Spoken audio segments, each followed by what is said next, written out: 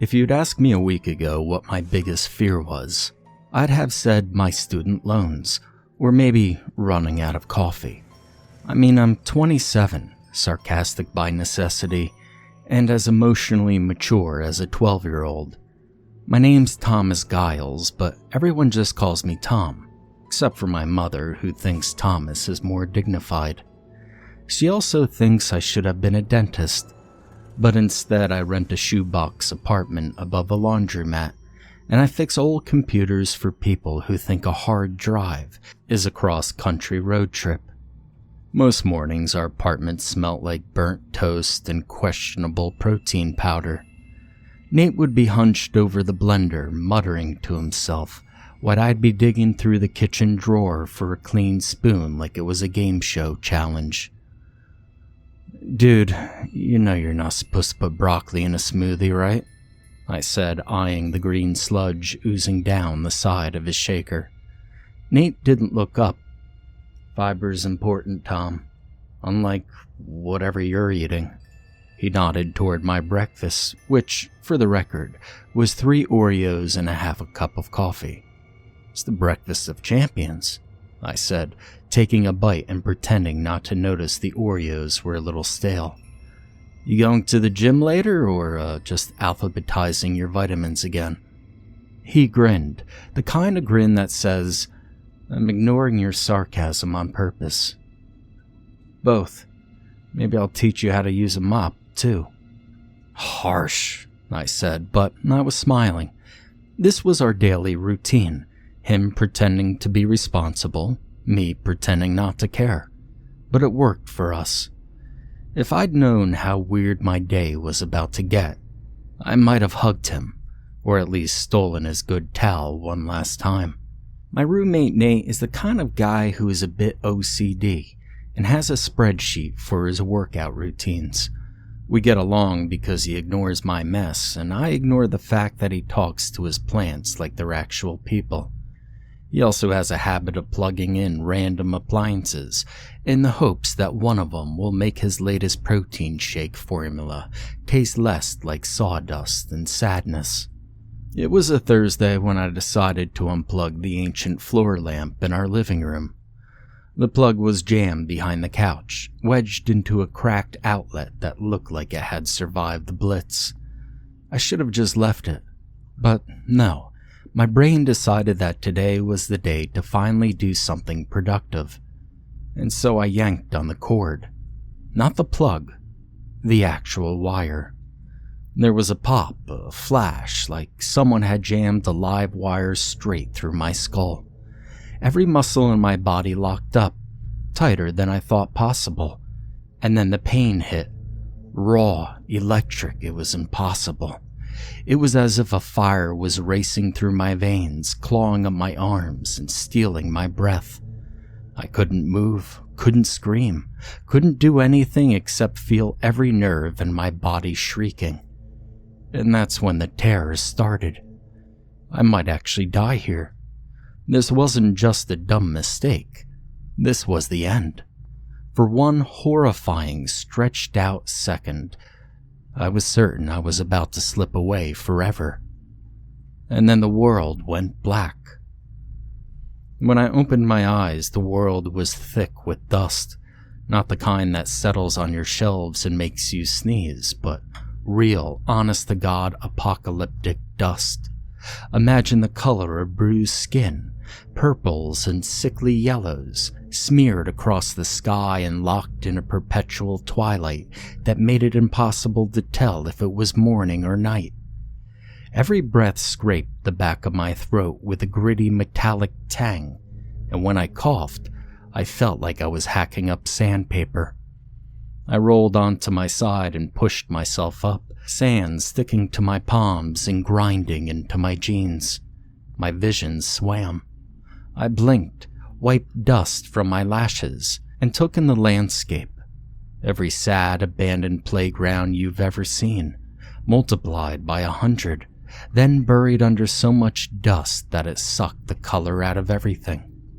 Dead trees stuck out of the ground like broken fingers, their bark stripped away, reaching for a sky they'd never touch again. The air was so dry it made my tongue feel like a doormat. "Great," I muttered, spitting out grit. "Either I'm dead or this is New Jersey." Standing, I tried to brush off my jeans, but it was pointless. The dust clung, coating me in a fine gray layer. There was no sign of my apartment, or Nate, or the lamp. Just endless piles of dust, the occasional tree skeleton. And this is where it got weird. Random doors. Not attached to anything, just floating upright a few feet above the ground. Like some vindictive architect's fever dream.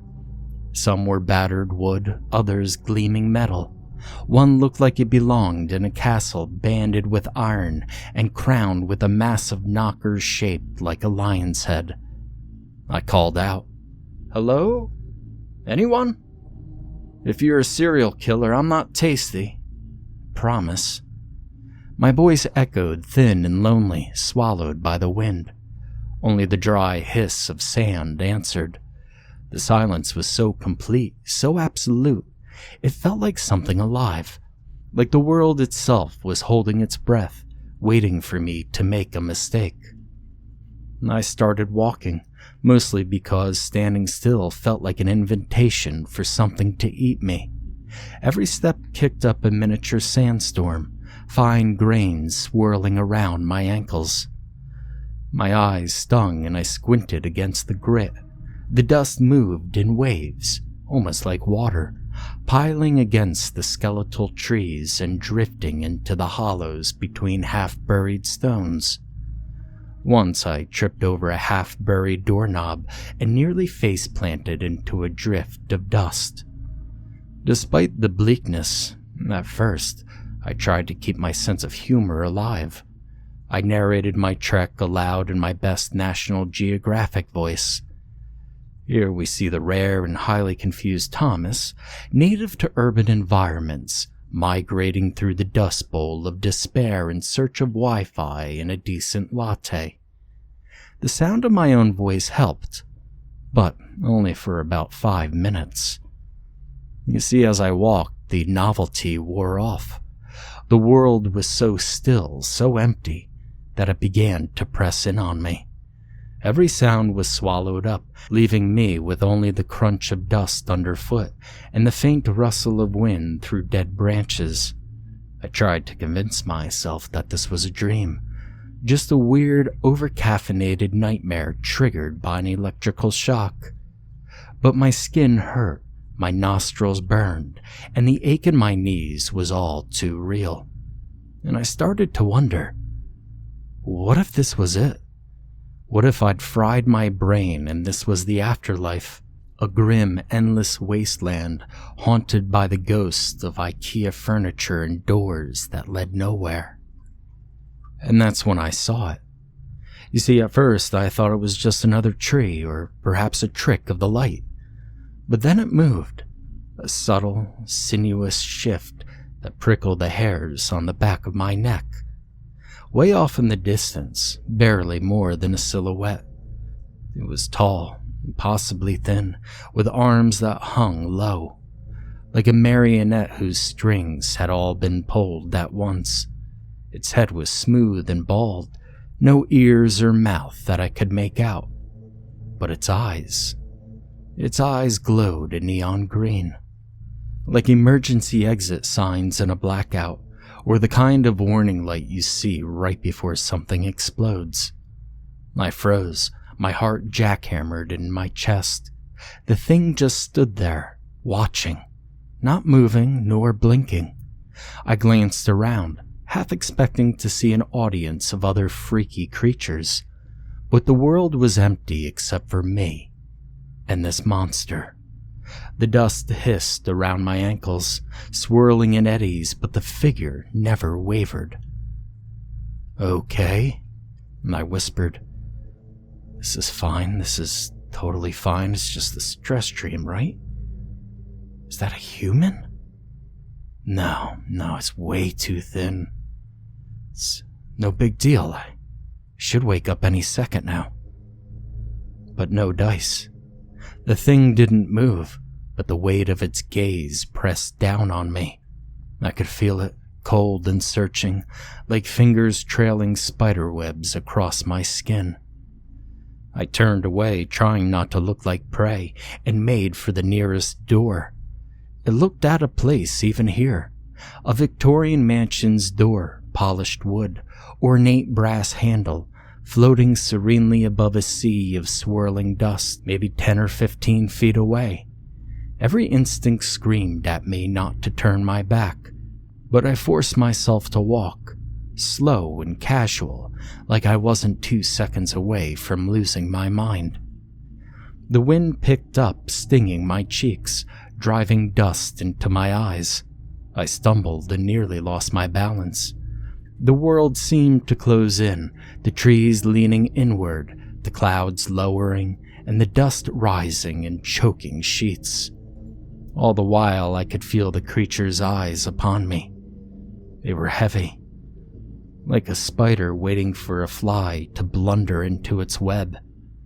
When I reached the door, my hand shook so badly I could barely grab the brass handle. I looked back just once. The thing hadn't moved, but it seemed closer now.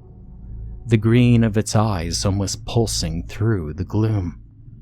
"Not today," I muttered, my voice barely more than a croak. "Seriously, man." I yanked the door open. The world spun, blurred, and then rain. Endless, drenching rain. I stumbled out from the door and nearly went sprawling on slick cobblestones, arms windmilling as I fought for balance.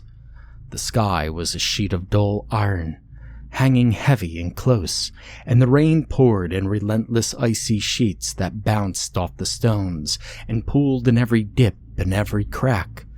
I was soaked in seconds, right down to my bones.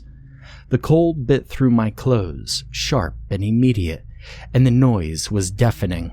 1,000 drummers beating 1,000 snares right on the top of my skull. I spun around, blinking water from my eyes, heart still hammering from the last dimension. The door had vanished, leaving me stranded in the sodden maze. All I could see were endless winding streets, their edges dissolving into blackness and rain. The buildings, if you could even call them that, were crooked, brick and stone, crowding each other like old men huddled under a single umbrella. Windows stared down at me, black and blank, and the rare street lamp flickered with a sickly yellow light, illuminating nothing but sheets of falling water. For a moment, I just stood there, shivering. My teeth were chattering, water streaming down my face, the world pressing in. My sarcasm was running dry, but I managed to croak. "All right, universe, what's next? Locusts? A plague of beasts?" My words vanished in the endless roar of the rain. I tried to cup my hands, desperate for something to quench the desert in my throat, but the rain tasted bitter, like rust and old forgotten things. I spat it out, cursing this place, and started walking. My boots squelched with each step, the cobblestones treacherous beneath me, slick with moss and grime. I ducked my head, shoulders hunched, feeling the water run down my neck and pool at the small of my back. The streets twisted and turned, always leading back to where I started. I passed the toppled street sign, its paint peeling, the letters blurred by years of rain. I called out, "Is anyone there?" My voice echoed pathetically, swallowed by the storm. My only answer was the distant clap of thunder and the steady drip of water from a broken gutter. The rain penetrated everywhere, filling my ears, seeping into my bones. The cold was numbing, and the loneliness gnawed at my insides. I tried to remember what warmth was like. I tried to remember the smell of coffee, the sound of Nate cursing at his blender. I tried to laugh at the absurdity of it all, but the sound died in my throat. I wandered in circles, half blind. The rain was never letting up. I ducked under a crumbling archway, only to find myself in a small courtyard, knee-deep in water. My feet ached, my hands were stiff, and the icy downpour made every step a struggle. And that's when I saw the thing again. Far down the street, standing beneath the flickering street lamp, was the same silhouette. It was impossibly tall, 7 feet perhaps. Limbs were stretched out long, its head slick and bald. Its eyes blazed neon green, casting eerie reflections upon the wet stones. It didn't move. It didn't have to. The sight of it was enough to freeze my blood. I stumbled back, my panic rising. This time, the thing took a step forward. It wasn't fast, but it was steady and deliberate, as if it had all the time in the world to close the distance between us. The rain didn't seem to touch it. It slid off of its pale skin like oil off of glass, hissing and steaming as it hit the ground. "Oh, come on, dude, stay away," I whispered. My voice was shaking. "Just please, stay away." I turned and I bolted, slipping and sliding upon the stones. My boots scraped for purchase, my lungs burning with cold air and absolute panic. I ducked down an alleyway, nearly tripping over a pile of sodden trash, and I wrenched open a rusted iron gate. It shrieked in protest, but I shoved myself through into the courtyard I'd glimpsed earlier. In the center of the flooded yard, floating just above the surface of a black bottomless puddle, was another door. This one was slick with water, its paint peeling, brass handle gleaming dully in the storm. I splashed toward it, water up to my knees and my heart thudding in my chest. The thing was closer now, moving with that same unnatural grace, eyes burning through the downpour. I could hear the rain sizzling on its skin, a sound like bacon on a hot skillet. The air seemed to hum around it, charged with static and dread. "Please," I begged the empty sky, "let this be the way out." I dove for the door, fingers scrambling on the wet wood, nails splitting as I fought to gain purchase. Behind me, the creatures sloshing through the water gained slowly. I yanked the handle, shoved the door open, and I threw myself through. The world spun, blurred, and then blinding, brutal sun. I hit the ground hard, rolling in hot sand that burned my skin through my jeans. And for a second, all I could do was just lay there, face pressed sideways against the scorching grains, blinking away the afterimage of the rain. My ears rang from the sudden silence. No more thunder, no more water, just the faint hiss of the wind scouring the dunes. I forced myself upright, every muscle protesting and squinting at the horizon. The air shimmered with heat, making the distant rocks dance and sway like mirages.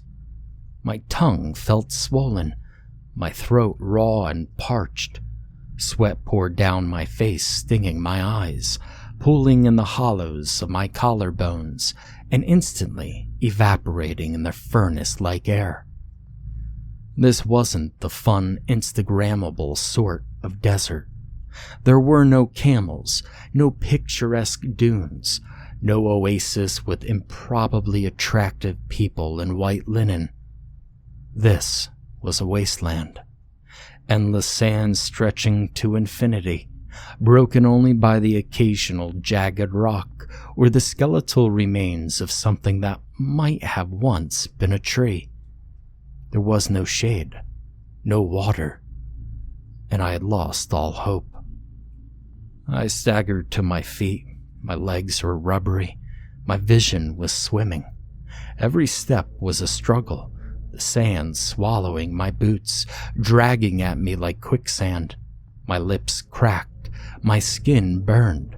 I tried to call out, but my voice was a dry, raspy croak, barely audible over the rasp of the wind. "Hey, anyone?" The only answer was the wind, carrying with it a fine spray of sand that whipped at my face, stinging like 1,000 tiny needles. I wrapped my arms around my head, trying to shield my eyes, but it was useless. The grit got everywhere, between my teeth, underneath my eyelids, in my ears. After what felt like hours of trudging, my legs began to give out.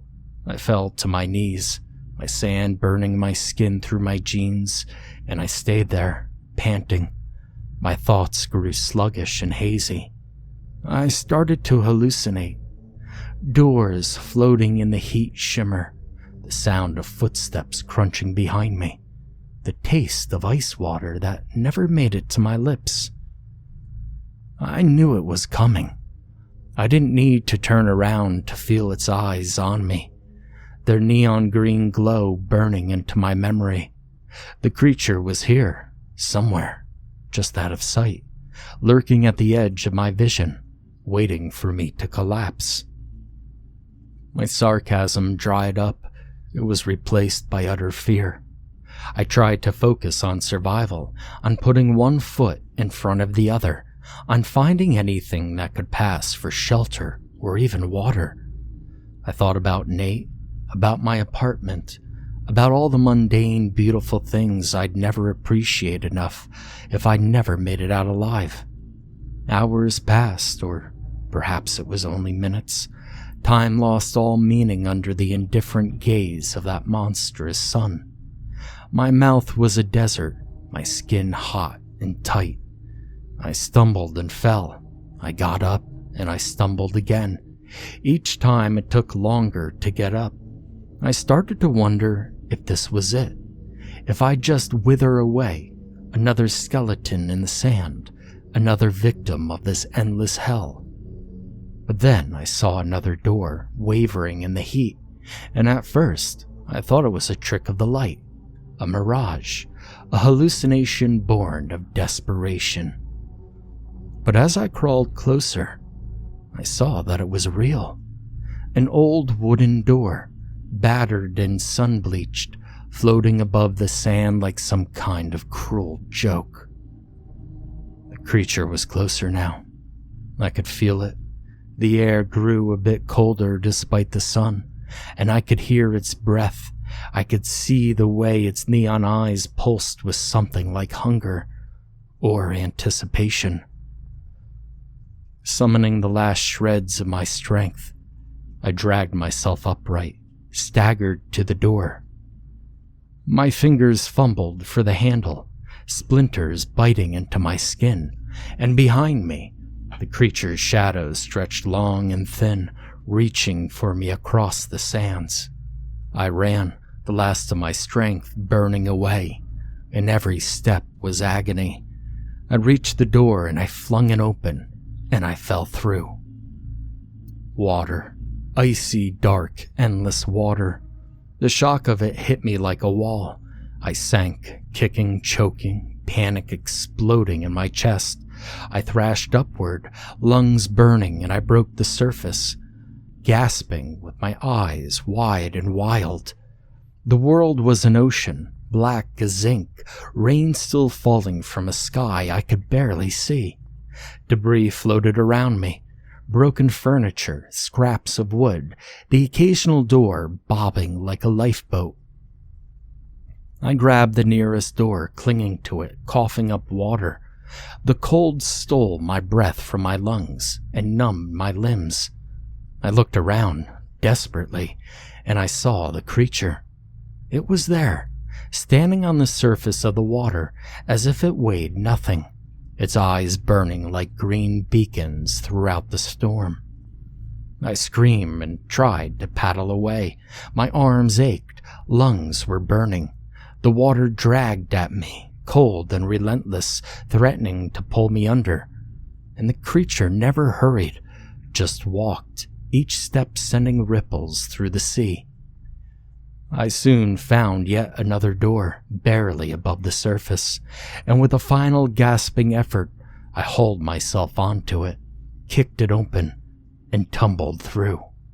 And through I fell, until I heard white noise and beeping and the smell of antiseptic.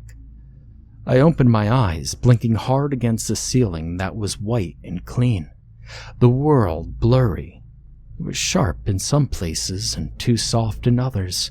My attention turned to something beeping steadily to my left. There was a dull ache in my chest, an IV in my arm, and the sour taste of burnt metal still on my tongue. Hospital. For a long moment, I just laid there trying to make sense of it all. My muscles felt like pudding. My mouth was dry as the desert I just crawled out of, or dreamed about, or whatever it was. I tried to turn my head and the world spun again. My brain felt like it was wrapped in cotton, every thought lagging a half-second behind where it should be. There was a shape in the corner, someone slouched in a cheap plastic chair. Nate, my disaster of a roommate, the guy who'd never let me live it down if I died in a stupid way. He looked up, and relief washed over his face was almost enough to make me cry. "Dude," he said, his voice cracking. "Oh, Tom, dude, you scared the shit out of me. I found you on the floor. Hell, I thought you were dead. You weren't breathing for like a minute, man. Ambulance guy said you're lucky." I tried and failed to laugh. My throat was raw, every breath a scrape. I wanted to see what all the fuss was about. I croaked, attempting a smile. Nate shook his head, his mouth twitching into a worried grin. "You're a mess, man. Doctor said you got a hell of a shock. They're running some more tests. They said you were talking in your sleep. Kept saying something about doors." I closed my eyes, pressing the heels of my hands to my sockets until I saw stars. Was it real? Just a fever dream cooked up by my fried brain? Was it some kind of nightmare that was stitched together from stress, static, and whatever horror movies Nate had been streaming in the living room? I wanted to believe it. I really did. I could still feel the grit between my teeth, the ache in my lungs from the icy water, and the burn of the sun on my skin. And somewhere deep in the marrow of my bones, a cold dread was blooming. Nate stood up and stretched, oblivious to my internal screaming. "I'm gonna grab a nurse, man. You want anything? With some water or ginger ale or something?" He left before I could answer, his sneakers squeaking on the linoleum. I lay there listening to the machines move their parts, the muffled voices in the hallway, and the distant rattle of a food cart. I tried to tell myself it was over. I was safe. The creature from my dreams was gone. The whole nightmare was over. But then the hairs on my arms started to prickle. My heart thudded slow and heavy, and I turned my head slowly toward the window. Outside, the sky was that weird, washed-out hospital blue. The glass was streaked with rain. Real rain, not the endless nightmare kind. Cars rolled past, people hurried by, and life went on. And for a brief, beautiful second, everything was normal. Then I saw something strange. Standing on the sidewalk, half shadowed by a street lamp, was the creature. It looked exactly as it had in every realm, impossibly tall, limbs way too long, its skin pale as bone, and its bald head gleaming in the gray light, and those neon green eyes burning holes straight through the glass, right on to me. It didn't move. It didn't need to. It just stared. My breath caught in my throat. I tried to scream, but all that came out was a whisper. It must have followed me through all the doors. And it was still waiting for me to open the next one.